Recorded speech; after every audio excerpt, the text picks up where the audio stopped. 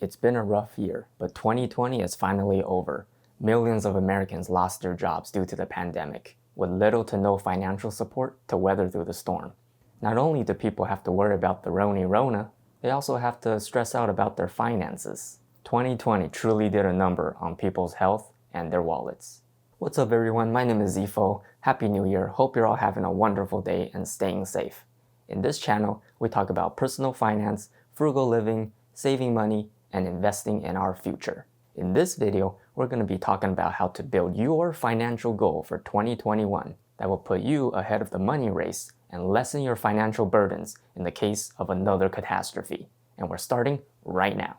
Take a moment to analyze your finances. How much money do you own? And how much money do you owe?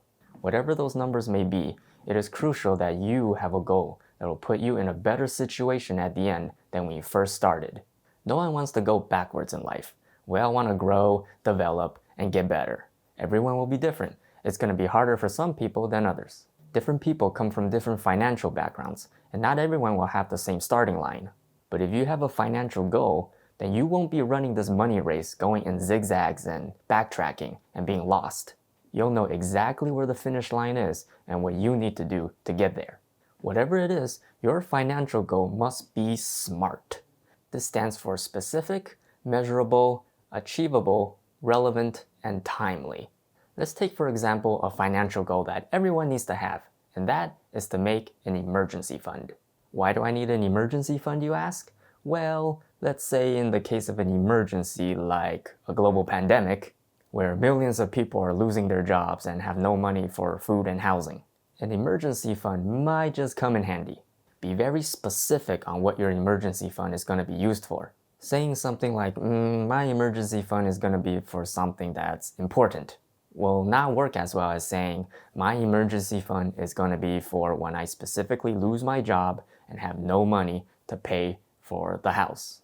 For the first example, things that are important can be open to so many different interpretations.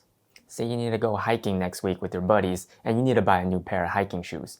Yeah, it's important to protect your feet when you're going hiking, but it's not an emergency. What if my cat went crazy last night at 3 a.m., ran around the house and broke my TV?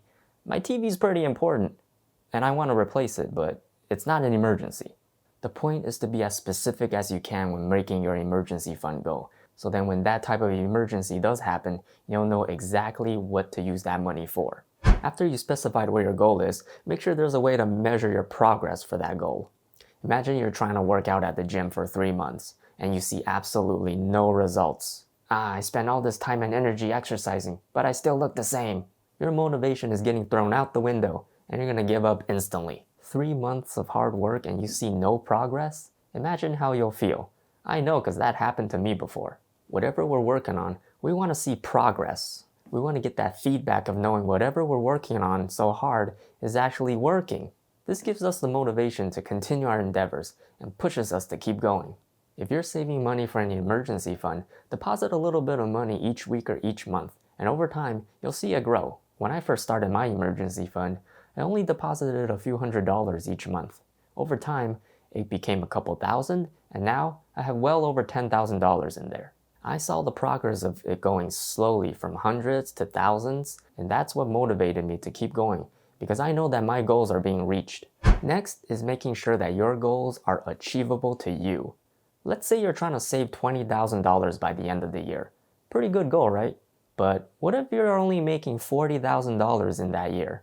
That's 50% of your income.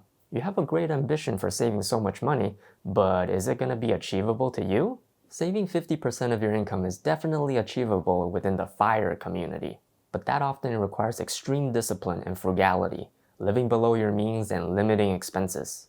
Really sit down to analyze if the financial goals you're trying to achieve is going to be realistic to you. A goal that is achievable and realistic is much more easier to stick to than something that's overly ambitious.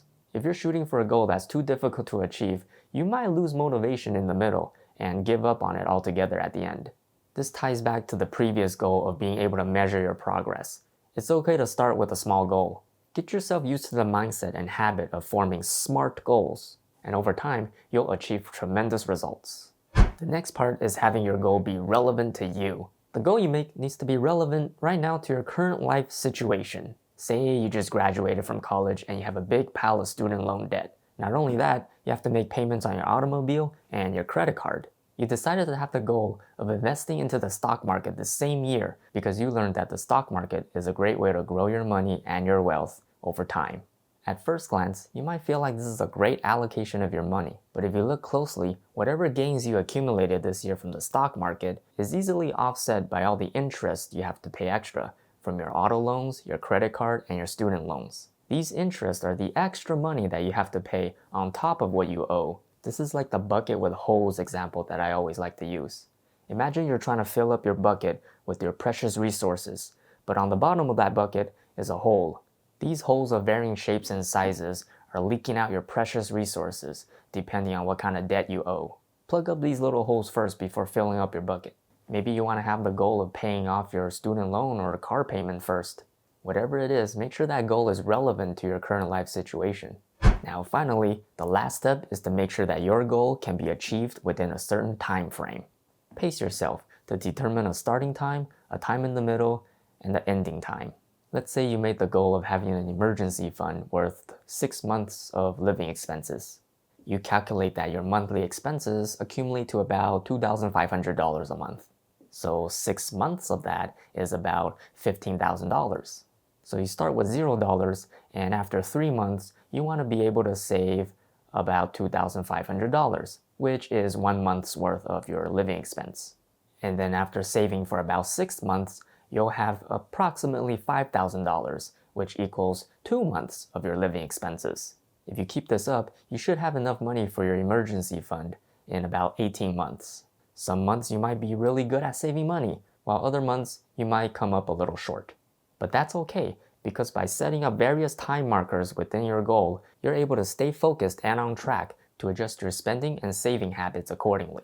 Whatever your financial goals may be for this year, sit down and analyze these 5 steps to make sure that you have a SMART goal. This way, your path will be free of obstacles and you'll be able to reach your finish line faster. That's it for the video. Thanks for watching. Hope you all found some value out of this. If you enjoy the content, consider subscribing and don't forget to hit that thumbs up button on the bottom.